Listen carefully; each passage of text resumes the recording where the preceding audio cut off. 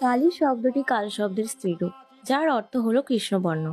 বিভিন্ন পুরাণ থেকে পাওয়া তথ্য অনুযায়ী মা কালীর মহামায়া মা দুর্গের অন্য একটি রূপ।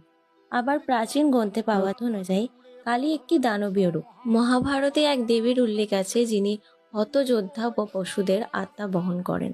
তারই এক নাম হলো কালরাত্রি বা কালী। স্বামীর ওপর রাগ করে মা সতী যখন রুদ্ররূপ ধারণ করেছিলেন, সেই দশমহাবিদ্যার প্রথম মহাবিদ্যা হলেন মা কালী। যেহেতু শিবের অপর নাম কাল, তাই দশমহাবিদ্যার প্রথম অবতারের নাম মহাকালী। মনে করা হয় বিশ্ব ব্রহ্মাণ্ডের সৃষ্টির আদি কারণ হলেন এই দেবী।